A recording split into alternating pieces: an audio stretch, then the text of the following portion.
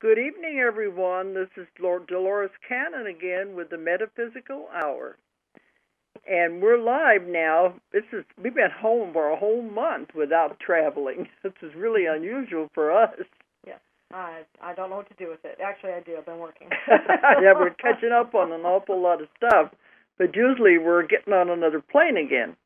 But tonight is January the 24th in the year 2014. That sounded strange when you said it just now. Well, he always said let them know the date, then they know it's definitely live, and then if they want to call in, they can.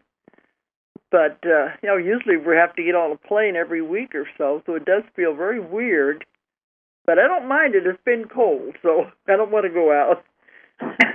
Okay. Well, if anybody does want to call in tonight, I'll give out the toll-free number. It's 1-888 627-6008. 888-627-6008. And if you do call in, let's try to keep it with what the guest is talking about, the questions. Okay. We have Sherry Wilde with us again. She was our guest last week, and there was a lot of more we wanted to cover, and we never had a chance. So we decided to have her back again so we could continue with the conversation. You're there, aren't you, Sherry? I'm here, yes. Hi, Dolores. Well, Sherry is one of our authors, and we've just published her book just a few months ago. I don't think it's even been months. About a month? Yes. It's called The Forgotten Promise. And it's the story of Sherry's involvement with ETs all her life and what she had to go through to go from being in fear, not knowing what this was all about, until she finally got to understanding. And it shows once you understand something, it changes your whole perspective on everything. But we had some more things we wanted to cover. But Sherry, just catch up the ones who didn't hear last week. Catch them up on a little bit about you. About me and the story of the encounters? Correct. In a nutshell? Okay. Here last week. Okay. Okay. So I have had this involvement with these beings from another dimension my entire life, starting from the time I was very, very small up until... they're still involved. I'm still having contact with them. And I did not know what was going on in my life until I was almost 40 years old. And at that point, the dots started to connect themselves. It was time for me to wake up. It was, I think, after the Harmonic Convergence in 1987. It was shortly after that I became aware that there was something happening that was not normal. And certainly there had been a lot of memories and a lot of things that just were not typical. So I awakened to what was going on with me in about 88 or 89, and I fought against it tooth and toenail. I could not believe. I did not accept it. I just could never accept that something like that could happen. And so I looked for other answers other than what they were telling me. But the book details all the things that were going on in my life during that time, and how I moved through the fear. I feel like I was forced to go through the fear because I couldn't live with the memories with the memories and also with what was happening on a more conscious level. The more aware I became of what was going on with me, the more conscious I was of the contact. And it was just terribly frightening for me. But once I understood what was happening, I just started to wake up to it. And eventually in about 2010, it took a long, long time. About 2010 is when I finally made the realization that I was not a victim, but that I was part of a program, that I came here purposefully to assist the planet and to help with the shift into the higher dimensions. It's time for planet Earth to make that shift. And she needed all the help she could get because humanity had fallen quite low into fear and separation. And so there are millions of us who came in to help with this process. So since learning that, it makes it a lot easier, and my contact is a lot more benign, and I welcome it and actually really enjoy my guys. They have a wicked sense of humor, and they're very loving beings, and I'm grateful to be a participant in the program. So. See, that's what I found in my work. Fear is the strongest emotion a human has. Mm-hmm. If you don't understand something, you're afraid of it. Right. And that's where the mind just kind of goes off in all directions about all the fear comes in, and they're afraid of everything. But once you start understanding what it's about, then the fear goes away. It shines a light on it. You can tell. I'm getting emails now, and I'm getting people are talking to me now about their own experiences, and I feel really bad for the people who are still stuck in that place of fear. They're having these experiences, and all they know is, the small little part of it where they feel like they're being taken against their will. And, I don't know if it's still going on right now. My sense is that I don't know how much of that is happening now, but those who have had those experiences and are still agonizing about it, my heart goes out to them, because you only see the very top layer of what's really happening. You don't understand that you're a participant, that you've agreed to it, and that's why you're here.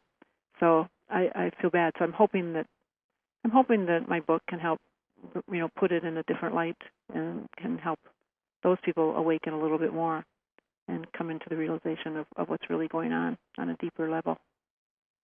That's where the title of your book comes from, isn't it, Sherry? The Forgotten Promise? That's right, Julia. Exactly, because I did forget that. I mean, even as recent as right before the book came out, I was having a hard time, because having the book come out really pretty much torpedoed any chance of a normal life.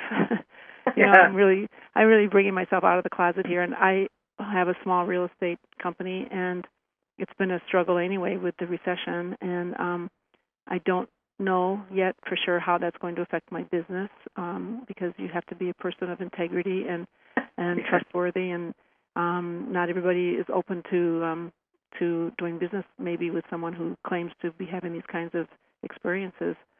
So, and then plus, my daughters are not happy with me for telling my story. So I almost scuttled the book and tried to back out of the whole thing and bury it all and try to live a normal life. And my guys came and paid a visit to me that night. That was in May of this last year, May of 2013. And his exact words were to me were, "Have you forgotten the promise you made? Have you forgotten the vow you took? You came here." So So the title of the book came from that, definitely. Yeah. Uh-huh.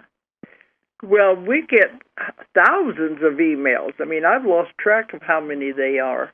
People having the same experiences, and the same way when I lecture at conferences. But there are always those few that are always saying they're afraid because they think it's bad and it's evil, and because they don't understand. But I think you find out there's a lot more people out there that have had these experiences and do believe in this, but they don't want to talk about it. They just they're afraid of what people are going to say. Right. I agree with that, Dolores, because I'm astonished at I'm talking to people in my own small community here who have said, don't tell anybody that I said this, but, I want to talk to you about, my child, or about when I was younger, or this or that. There's a lot of people walking around with these little secrets, afraid that they'll be judged as being crazy if they talk about it. And I guess that I do feel like, compared to other people that I've observed, I really don't care very much about what other people think about me. It doesn't affect me very much. I care in the regard that I need to make a living, and I care about my business and that aspect of it. but I don't really care if people don't approve of me. It doesn't really matter to me. So in that regard, I'm pretty fearless as far as stating what is my truth, because if they're not ready to hear it, that's not a problem for me. I can accept that, So not everybody feels that way. I know that. There are a lot of people who, what other people think of them is really everything to them. I mean, I've seen it in people who are very close to me that they need to have that kind of approval. And I don't understand it. I never have understood it, but I see it in them, so I know it's real. Mm-hmm. Mm-hmm. Well, see, we have other authors who are going through the same thing, and one of them, and her name is Sherry also, Sherry Cortland. I think we've published 3 of her books now. Yeah, we're working on 4. And she's a businesswoman. She's out there in the corporate world, and she was terrified. Her book isn't UFOs, but it is metaphysics and spiritual. Automatic writing, talking to her guides. I mean, the same thing. She was scared to death. She was afraid she was going to lose her job, that they think she was crazy. And she finally did the same thing. Just go ahead and do it. I guess her guides pushed her into doing it. And because she was afraid what was the business world going to think? What was her boss going to think? But it ended up they were very receptive. And she found out most of these people do have had their own psychic experience. And just the same way, they're afraid to talk about it, don't understand it. Yeah, well, now they're confiding in her. That's what what you'll get. Yeah, absolutely. So you just live your truth. That's all you can. Well, and I think that's happening more and more to people, because I think that's part of the awakening that's taking place on the planet. It is those of us who are willing to speak up about something that's typically not been acceptable, but people have to start changing their minds about what the reality is, what the truth is about this world, this planet that they're living on.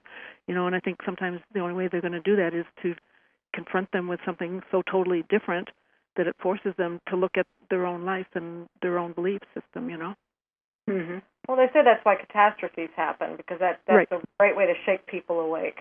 Right.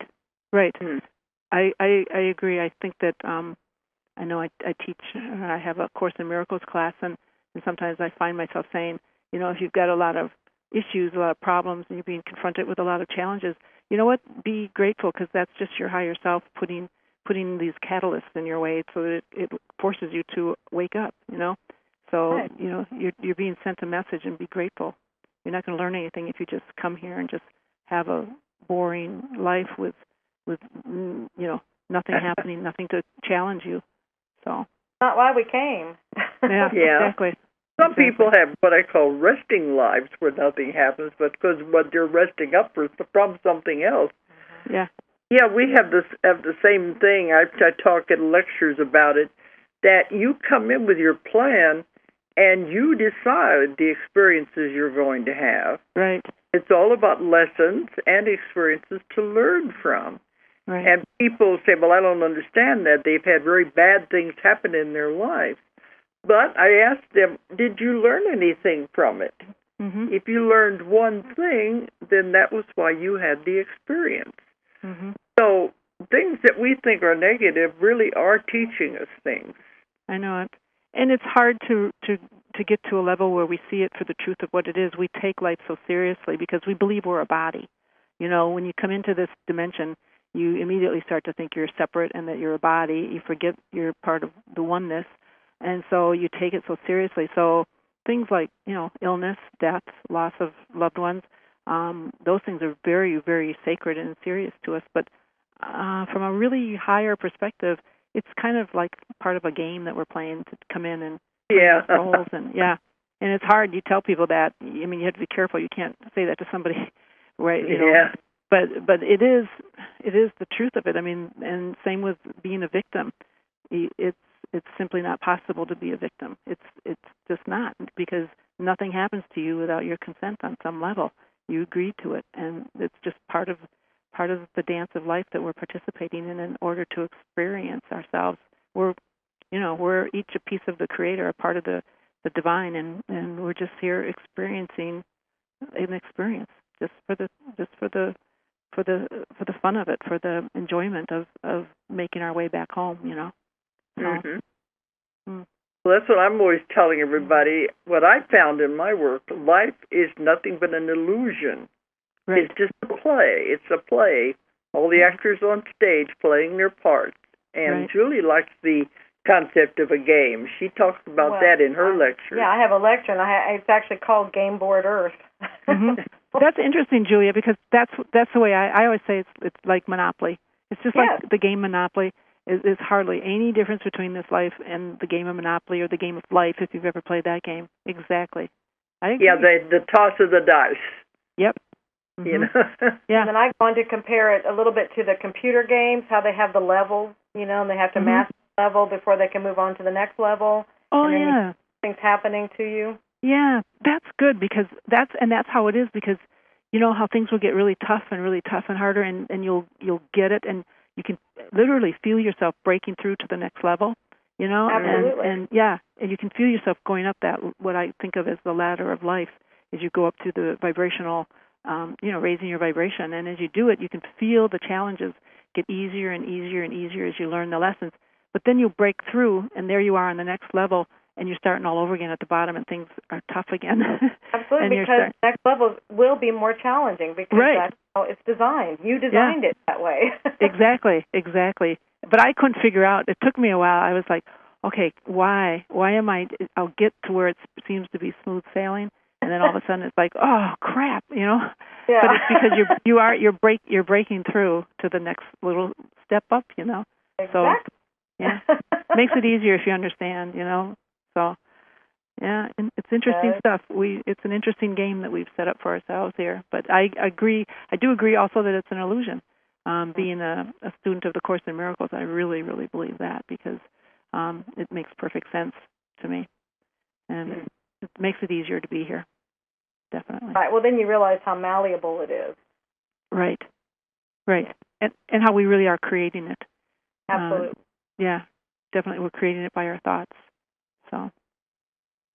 That's what Julie says when she's lecturing on her part about the game. She said, if there's always gamers out there in the audience in the lecture, and she said you go on and you play the same game over and over and over again. After a while, it gets boring. Then you want to take it. Mastered it. Yeah, it's definitely boring. You've mastered that level, so what do? You make it more challenging. Well, you go find another game, and it'll be a more challenging one. Everything you do is more challenging. Otherwise, it's boring if you just go do easy things. Right. You're not really learning anything. It's like taking kindergarten over and over again. Moving on to the next grade. Well, and I think that my guys, they're big on that. They're big on challenging me and putting those things in front of me in order to have the whole experience of being here and learning. And it's also about energy and the balancing of energy, which used to be called karma, which my understanding is that karma is gone now, which is a good thing since we're moving into the fifth dimension. But it would be, karma also. You have to balance out that energy. So everything is energy anyway. Well, if you believe in definition of karma. What's that? It was always a balance, just balancing. Yeah, it's called it's a law of balance. Yeah, cause and effect balance. So, Dolores, if you believe the world is an illusion, so then you believe that we're holograms, right? We're basically holograms. Yeah, this what they've told me. Nothing is real. Right. Yeah. And it is just the whole thing is an illusion that we create, and most of the people in it aren't even real. Exactly. We ourselves that we're solid. I know it. Solid. No, in fact, the last conference we gave, it was the one we gave in July, the last transformation conference. I went into some of the more complicated stuff, and I wasn't sure if they were ready for it or not, but it has to do with the idea that most of the people out there aren't even real that you see around you. They're just energy forms that we've created to populate our world. Right. We don't want to be in it all by ourselves. I know it. I mean, when you think of the idea of oneness, I mean, there is just one of us here. There's only just the one. So we project it out, and it's a fascinating thing, but it's hard to talk about. I would have liked to have heard that lecture because it's a very hard concept to try to put into words because you're trying to describe something that is not of this world, doesn't fit very easily into it. Yeah, and to use the words that we have to try to describe it makes it very difficult. That's why I took a chance, because in my last Convoluted Universe book, I got into a lot of this, and people were wanting to know more information. Mm-hmm. It's the same way with me. I started out, I've been doing this 45 years, but I started out with simple concepts, and they just kept getting more and more complicated as the years went along, and my books began to change and become more complicated. Mm-hmm. New concepts, new ideas, new theories. So it shows we are constantly growing. Right. I look at what I was doing 30 years ago. It's totally different than what I'm doing now. I would never have understood where I am now. Mm-hmm. But it has to be gradual, or we couldn't handle it. You can't have it all dumped on you at one time. Exactly. I look at my own growth that same way. I mean, who I was back in the late 1980s when I first was faced with this whole prospect of being, an alien abductee, and who I am now, I'm just not even the same person, not even close to it. So it is about growth. It's about awakening. It's about remembering the truth of who you are, which is what's going on right now. I was just thinking when you said about like when you were back then, and so I put myself back like at that time frame then, and I was thinking too, there was a lot of fear in general, I think, going on then. Yes. I think so too. But it was in the 80s is when they asked me to become a UFO investigator. And I was stumbling around in the dark because very few people were doing this, and everything was new and different, and there was a lot of fear associated with it. So I can see where I started out then and how I gradually got my beliefs changed. Mm-hmm. Written 4 books on UFOs, and each one has gotten more and more advanced, I guess you would say, as we got more information. So at the 80s, I think there was something going on there. You mentioned the harmonic convergence, and I really don't know a lot about that. I've heard some about it, something to do with alignments and things. You probably know a lot about it since you mentioned it. Well, I don't know a lot. I only know that it impacted me amazing, almost more than the 2012 date. So for me, I remember the date, even though I didn't know that that's what was happening. I remember that date in August,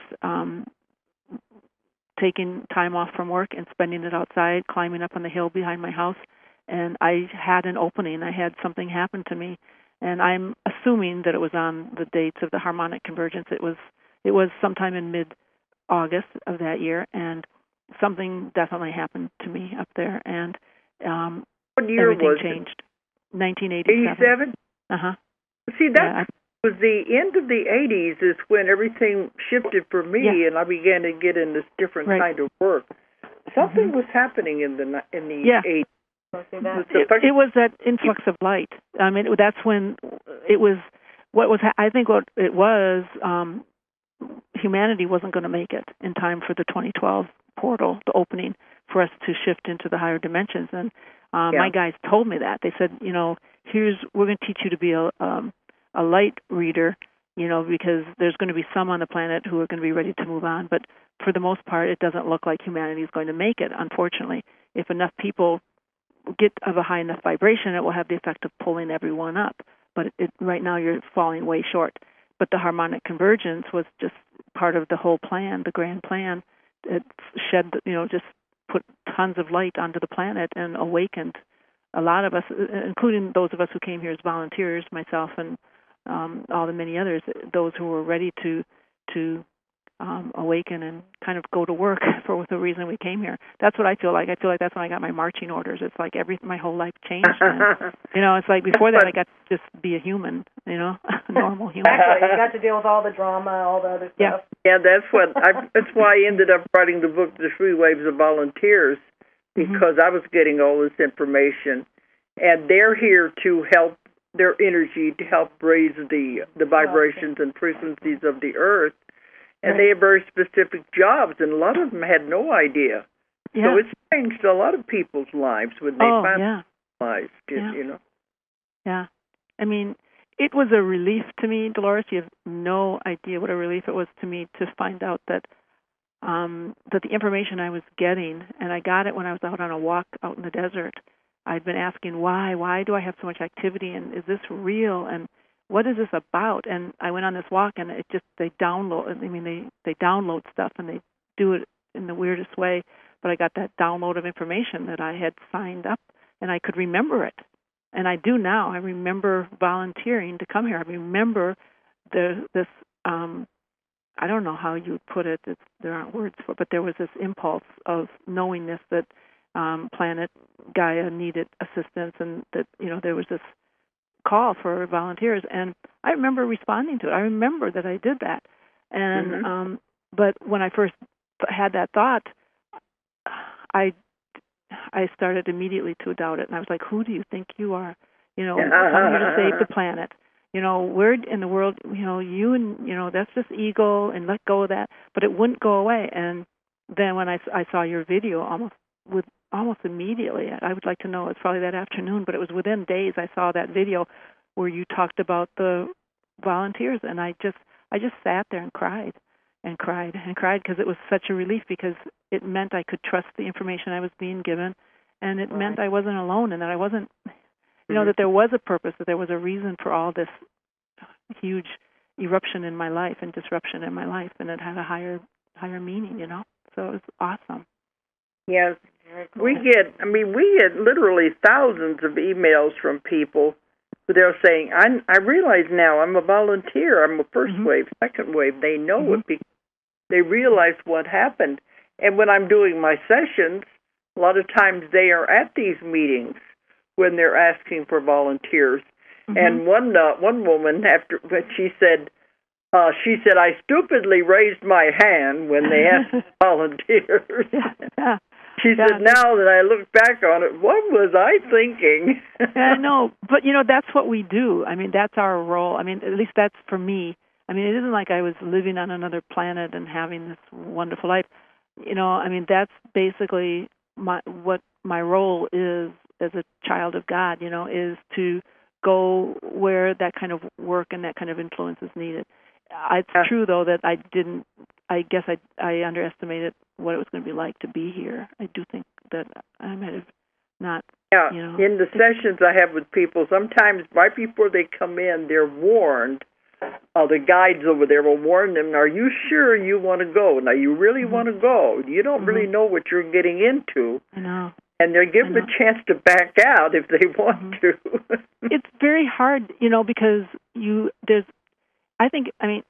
there's a big answer here, but first of all, you're aware, there's enough of you, at least right now, I remember unity consciousness. I remember what it's like to be in awareness of my oneness, and it's a wonderful, wonderful state to be in. And so it's very hard to be cut off from that. It's hard, and it's harsh here. But what it does is it teaches you just how badly you are needed here, too, because the poor souls who have been trapped here for millions of years, caught in this cycle of rebirth and death, you know, I can see how it's just terrible, because I've only been here this one time, and I fell into the whole idea of, I never bought into it a lot, but, you know, you start to believe you're a body, and you start to get caught up in the whole trappings and the illusions of the world, and so you forget your connection to Source, and it's a terrible, lonely place to be, just terrible. So I can't imagine having lifetime after lifetime here. And so that's what I found in my work. They said the Earth is very unique. It's the only planet in the universe that does a whole lot of things. That's why we're very unique. It's very difficult to live here. It's the most difficult planet in the universe to live on. That was one thing they said it is different about us, is that we forget when we come to Earth. Right. They don't. The ETs don't. They said, we remember our plan. We remember our contract. We don't. Yeah. But it's all part of it. I asked them one time in a session, why do we forget? Wouldn't it be easier if we could remember, and we could remember our contracts with everybody? They said, no, it wouldn't be a test if you knew the answers. Right. And, we have and plus, to stumble our way back all by ourselves. Mm-hmm. Yeah. It had to be done that way in order, it was to try to balance out the energy, because it was to try to, for every time you came in, it was like, okay, last lifetime you wronged me, so this lifetime I'm going to forgive you, and you're going to forgive me, and we're going to learn about love. Only it never happened, because what would happen is the energy would need to balance out. So in this lifetime, then I'm going to wrong you and try to balance that energy, but because there's not that awareness of the truth of who we are. And it was done purposefully, because when humans fell into fear so long ago, only through no fault of their own. I mean, it happened through, some decisions that were made by humanity, and they fell so far into fear, their light almost went out. And it's part of what I'm going to talk about. I think that's what I'm going to talk about. I don't know what I'm going to talk about until I get up on the stage, because it's given to me and downloaded as I speak. But I believe what I'll be talking about at the conference. What's that? That's what the idea is, to start. You forget your connection with God. You forget why you came. You forget the game. You forget all of that. Yeah. So they said we have to stumble our way back all by ourselves and remember, find our way back to God. So it's harder, but that's a great challenge, and you learn a great deal. Right. And that's what it's all about. Right, exactly. But that's why you're here, Dolores, and you're here, Julia, and why I'm here. I think we're all volunteers on some level. Most of the people on the planet are, we're all here for the purpose of awakening, but some of us are here more specifically to be a catalyst for others to try to challenge them to think outside the box, think a little bit differently, to question who am I, and is that really what I believe? I'm hearing this lady talk about ETs and this and that and the other thing, and it challenges them to look at their own belief system. And I don't care if people believe me or not. I just want to challenge them to look at what they do believe and not just believe what they've been told to believe. You know? So that's what's going on now. That's why there's so many of us now coming out and talking about this stuff. That's why I want you to realize you're not alone out there, because we know from the volume of mail that I've been getting for many years that there's tons of people who believe these. They want to fit in, so they're afraid to say what they believe. Well, they're just looking. Well, that's why you're doing this. I mean, they're looking for way showers. Right. Right. Looking to help them, just shine the way, be the light. Right. Right. It will get to the point where it'll be accepted. A lot of people say, well, if it's true, then why don't you have pictures, or why don't you bring me some proof? Pick up something when you're on the ship and bring it back with you. All these kinds of things, and it's not like that. It's not like that. That's not the purpose, and that's making it into a game. Like what Da told me once when I asked him if he would show himself to yet another person, because I get a lot of people, I want to meet him, and I've requested it, and he's been kind enough to do that enough times that I think, I'm surprised at how many times he's done it. But when I asked one time, he said, I have it on my blog, but I think his response was, do you think I am nothing more than a circus act that you can parade out to show off to your friends, or something like that? And I had to laugh at that because it, that's not what it's about, as proving that they exist. It's having the belief system and acknowledging they'll show up once we believe in them. They're not going to show up to prove to us that they are real. That's doing it backwards. Oh, that's that thing. I'm sorry to cut you off. No. Well, that's something that they've been saying to me for several years now, as far as the change and the shift and everything. They said, you will see it when you believe it. So it's interesting that you just said that, because that seems to be a key phrase right now. Right. Just start believing, and you'll see some of these things you keep asking for. Absolutely, Julia, because go back to what we were talking about before, how this is a world of projection and perception. We decide what we're going to see, and we project it out, and we see it, and that reinforces our perception and our belief in it. And yeah, I'm always saying in the lectures too, there's no amount of proof will ever convince a true skeptic, and that a believer doesn't need any proof. Exactly. But there was some book out there, I don't remember who wrote it, where the woman was on the ship, and they were showing her a book. And it was a small book, had a lot of their writing in it and everything, and she really liked it. She asked him, "Can I take it with me?" And the woman said, "Yes, you can."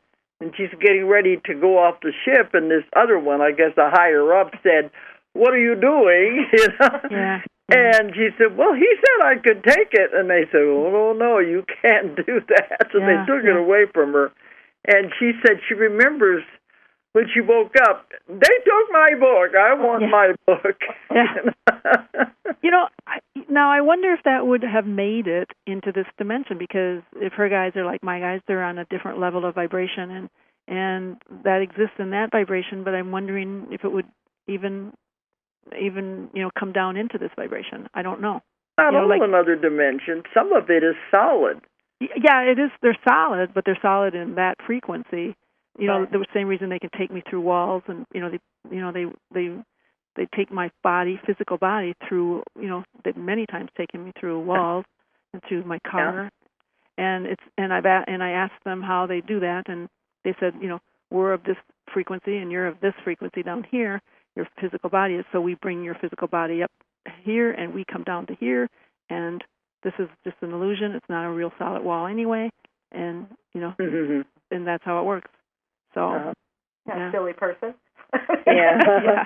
There's a lot more to it, but I don't want to go into it. I do it in my lectures. But Julie, last week you were wanting to go in on what did the ETs tell her about the shift.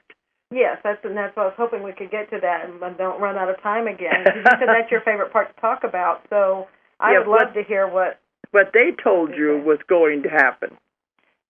That is my favorite part, because to me that's the whole purpose of everything. It's everything. There's never been a time like this ever on planet Earth, or perhaps in our solar system, and so planet Earth is finally out of quarantine and is finally moving along with the rest of our system into the fifth dimension, and it took a lot of love and a lot of light from the powers that be, the heavens, to bring this about. And there was a lot of love that brought this about, and a lot of planning, and it's why we're all here.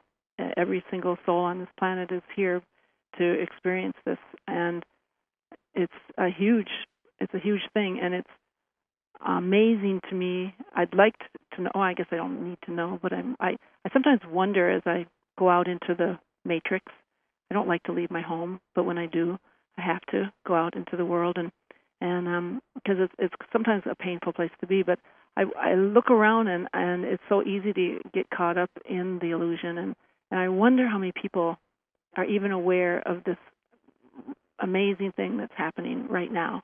And I don't know if it's 5%, 10%, or 20%, or if it's more, but we are going through the shift of the ages. We are going into the golden age of peace and love on the planet Earth. We are going from a dualistic, a dual-minded consciousness to unity consciousness, recognizing that we are one with our Creator. We will not live in a world of fear or pain or a state of separation. We will lose that feeling of homesickness that we all have because we miss our connection to our Father, Mother God. And so it's an amazing time on planet Earth. But as we move through it, it's like a birthing process, and it's painful because the old has to fall away. And we, on this planet, we cling to the things that we think give us peace. We believe that our peace comes from having a fat bank account and a nice home and a job that we like, or whatever, all those labels. And so when we see those things start to fall away, we go into panic and try to hold them together.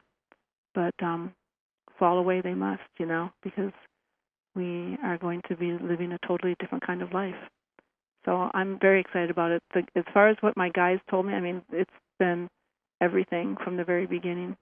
The 3 important things that they taught me, which are outlined in my book, and are part of the groundwork for that. But what they told me back in 88, 89 was that humanity, right now on planet Earth, there were humans who they said it's all about vibration, and that there were some on the planet who were of a higher vibration and wanted to live in peace and knew the truth of who they were and were ready to move on to the next higher level.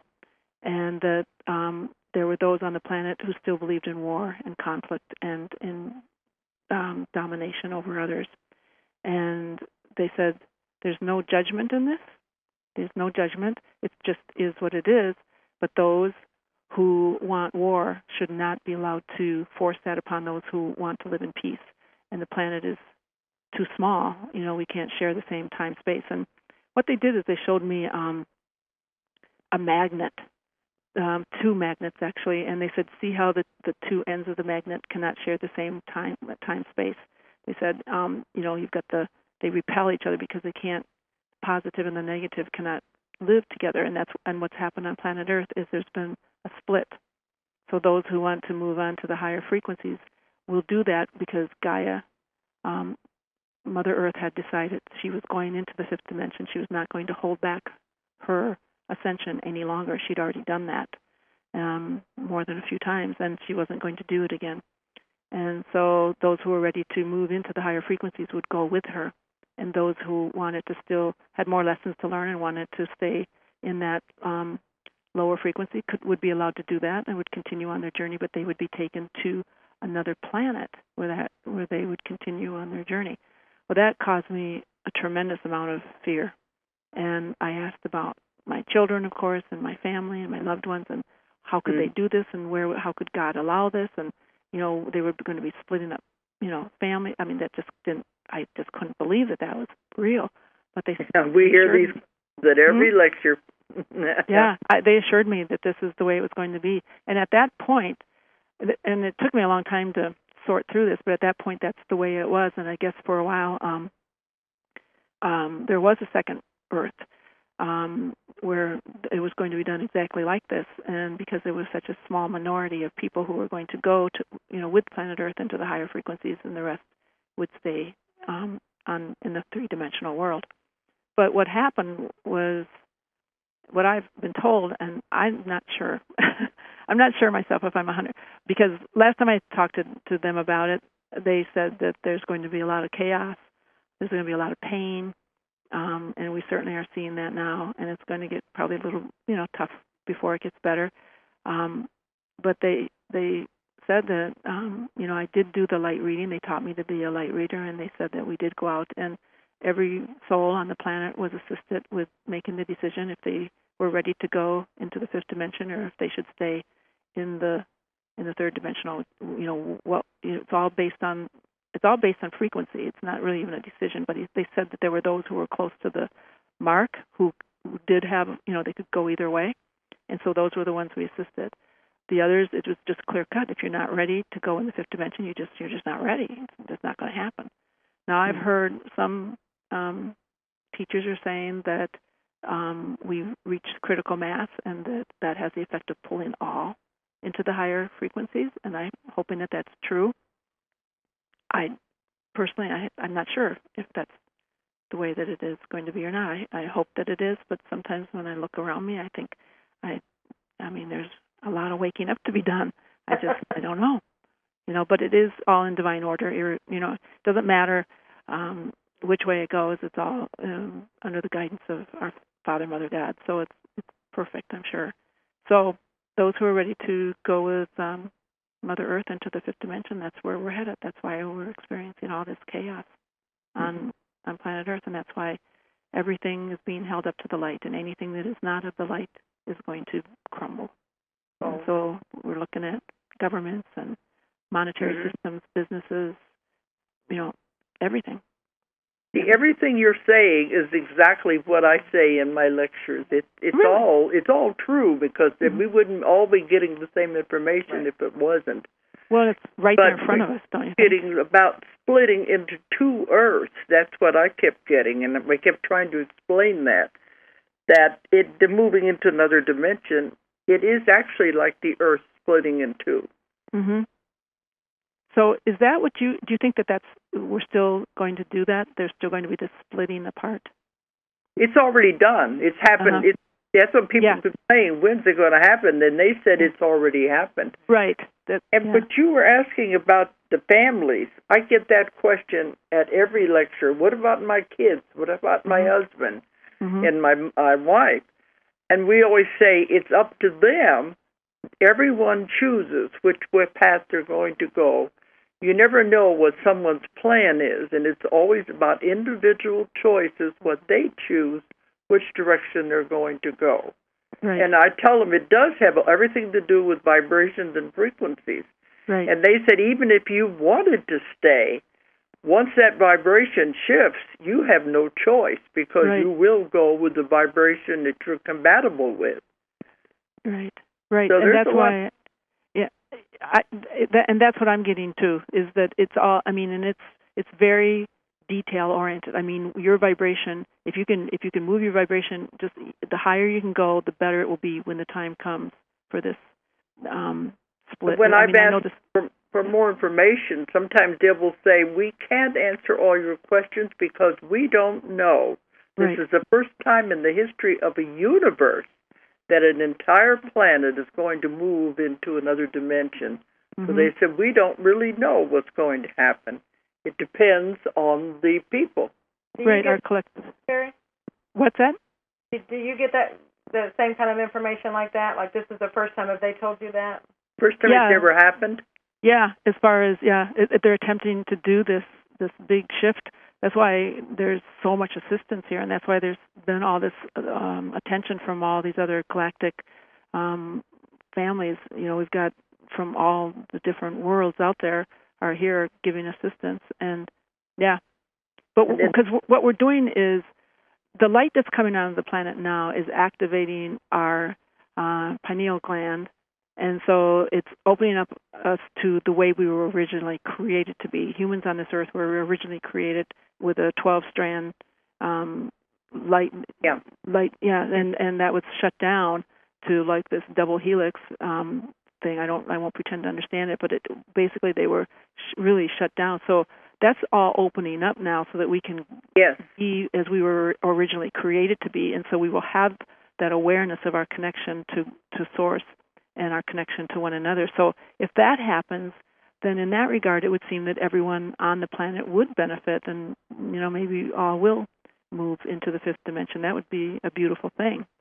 But it is all in divine order, and you will go according to your vibration. That much I learned because they taught me that, because they taught me to be a light reader, and everybody's light is different. You're getting the same information that I've been getting and that I've been writing about, and that's what I like. But it shows it's valid if we're all getting the same information. But you said you thought there was only a small percentage that thought we were actually going to move. But we, I don't know, maybe it's because we have more access to the metaphysical community. We speak at all these conferences. I think it's a bigger percentage. Oh yeah, now it is. Back in 88, 89, when they talked to me about it, they said it's not looking like you're going to, I mean, he's put it in those terms, it's not looking like you're going to make it, is how he said. Back then, I can see. Yeah, it's been a miracle. I mean, it really has been a miracle. That's why it's so interesting to me and sad to me that there's so many people who they're not aware of this. I wish everyone could hear the story of Earth humans and what they've gone through on this planet, because someday it will come out. But if they knew just how unique and amazing they are to have persevered through this dark time on this planet and to now be being ushered into the light, I mean, they have no idea what's in store for them. I mean, I think that help a lot of people to just feel more positive about things, because it's pretty tough right now, and if they don't know that. They have been working on the DNA of everyone on the planet. Mm-hmm. So the children are coming in with the DNA is already in place, but the rest of us had to have the DNA activated and escalated. Right. Yeah, so they've been doing that for a while. Right. They did that with me. They said they were doing it early so that I could be of assistance to those, so that I wouldn't be held back by that. So they did that. Yes, they activated those of us who came as volunteers and were ready to assist. They did that sooner with us. They did say, though, that we have reached critical mass, and there are hundreds of thousands of volunteers on the earth now, and they said now they have confidence we will do it. We will save the earth. Mm-hmm. I know. It was interesting. Where was he, in China? I've been giving classes in China, Japan, Taiwan, and in one of those, they were just doing their practice sessions, and they came in, and they contact this part that I speak to. It's different than the part you speak to. And they said, go back and tell the whole class it's very important that you get at least, they said, 8-9 hours sleep every night. Oh.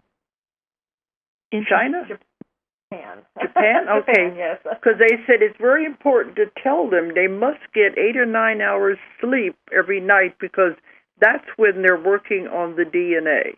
Mm-hmm. And they used to do it at night anyways. A lot goes on at night people don't realize. Oh, I know. But they said that's when they're working on the DNA, so it's very important to get a good night's sleep so they can work on you. Mm-hmm. But he said, well, what about naps during the day? And they said, no, that's not the same thing. It has to be a good, deep sleep. It has to be solid. And then they can work on it. So they are doing a lot, but they said we have reached critical mass, and they are confident now we can do it. Mm-hmm. Yeah, and we have to do it. I mean, they were here to assist because we asked for assistance. The planet asked for assistance, but it's an individual thing. We're not just sitting here taking a free ride. We do have to have the responsibility to work on our own awareness and our own remembering process, and to make that conscious decision to awaken. So, yeah. You keep calling yourself a light reader, Sherry. Mm-hmm. What do you mean by that? It's something that they taught me back in '88, and they said that they taught me how to do that so that when the time came, when the shift occurred, that I would be one of many who would assist on every soul on the planet was going to have their light read. So that there would be this time when all would, you kind of like form a line. If you're going to go to the third dimension, stay in the third dimension, you go over here. If you're going to go to the fifth, I don't know. It was just so they taught me. Huh? So they taught me to read, and you read their light. You read a person's light by looking into their eyes, and their level of light shows in their eyes. So. Oh, nice. Yeah, it's really interesting. I can't just do it now. I can kind of remember what it was like, but when they had me doing my practice sessions, they had me do it for 2 one-half days in a row, and it came what happened was, some people came into my office, and I heard myself say inside my head, I heard, you will be staying. And then I met the other person, I looked at him, and I heard, you will be staying. And all day long it was, you will be going, you will be staying, you'll be going. So the denser, lower frequency beings that I encountered were going to be going, which didn't make sense to me. I remember I was very confused by that, because it seemed to me that those who would be going would be the lucky ones, because I figured the planet Earth was going to go through all this shifting and changing, and I had been shown her destruction. From the time I was very young, I showed because back in the 50s, that was our timeline. Back in the 50s, when they showed me her destruction, that was the timeline we were on, because that's the course of action at that time. That's where we were headed. Planet Earth was going to just, go up in a ball. That's my first books were all about. Mm-hmm. About the destruction and everything. And they kept saying, we have changed the timeline. We're on a different timeline now. Mm-hmm. We do. And that's why we can awaken right now. That's what you said before. Just you want it now. Just change your thoughts, change your ideas, and you'll see it. Yeah. And you can't make anyone go or stay because it does have to do with their vibration and frequency. Right. They can raise that, especially by getting into the love and what God's all about. They can raise their vibration and frequency. Right. Exactly. Exactly. So I don't know why I did that. I participated in that light reading. I think it was in November 9th of 2010, I want to say, or somewhere in through there. And so it was done prior to the 2012.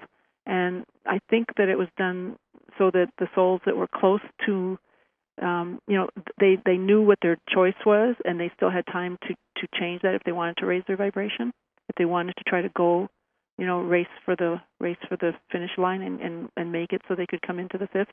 Because this is like a portal. The way I understand it is, it's like it's a physical opening of what's happening on a spiritual level. That this physical alignment of the suns and the planets are happening, which is going to allow for this to happen at this time. Oh, that's fantastic. Okay, well, Sherry, we're coming to the top of the hour. We have to sign off. Tell them, the people out there, how they can contact you if they want to write you about their experiences or about wanting to get your book. Tell them how they can contact you. Okay, I have a website for my book. The book is called The Forgotten Promise. So my website is www.theforgottenpromise.net. .net. And so they can email me through that, and they can get the book there. And the book is available on Amazon or from me or from you. So I don't know if it's in Barnes & Noble or any other places yet. It's everywhere. It'll be working its way there. Yeah, right now it is. Okay. But also we are having the 27th UFO conference, and he's pulling the plug, I think. Yeah. Okay. The 27th UFO conference here in Arkansas, in Eureka Springs, and Sherry will be one of our speakers. We'll be talking more about that in the weeks to come. Okay, so we're going to have to sign off. Thanks, Sherry, for coming on again. Thank you for having me. Thank you, Julia. Nice talking with you. Talking with you. It's been wonderful. Thank you. Yes. Thanks, everyone, for listening in tonight. If you enjoyed the show, check out more of our other videos and be sure to subscribe and click the like button. Thank you for listening to the Metaphysical Hour with Dolores Cannon.